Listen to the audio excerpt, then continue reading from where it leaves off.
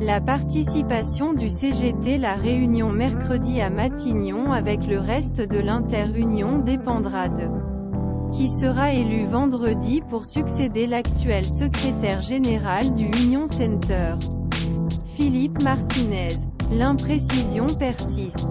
Tandis que l'Union tient son congrès depuis lundi à Clermont-Ferrand. Une décision en attente de Philippe Martinez. L'allé secrétaire général sortant a été mis en minorité.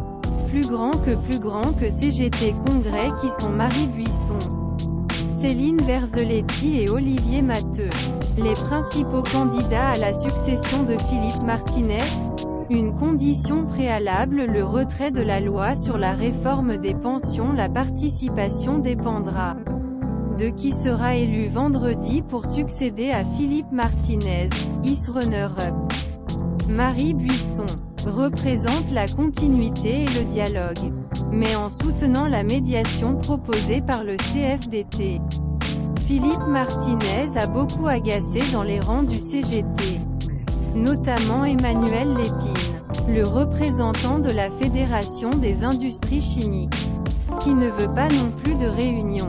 Je pense que CGT perdrait son temps puisque connaissons les positions du gouvernement et nous connaissons nôtres, dit-il, et pour moment, ils sont inconciliables car il n'y a pas porte ouverte gouvernement.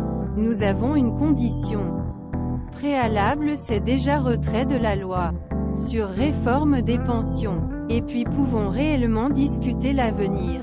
Les autres candidats, Olivier Matteux et Céline Verzelletti, veulent être beaucoup plus offensants devant un gouvernement radical. Le ton est difficile et ce n'est pas celui donné par l'Inter-Union. Attention donc à la désunion, avertit Pablo Haïkel, de la Fédération des journalistes.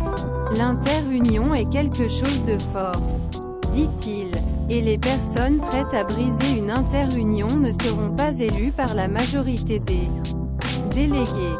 Pablo Haïkel en France Info. Mais avant parler de la désunion, l'Inter-Union, c'est celle du CGT qui joue pour le moment la minorité des résultats de son ex-leader, Philippe Martinez, est une preuve flagrante.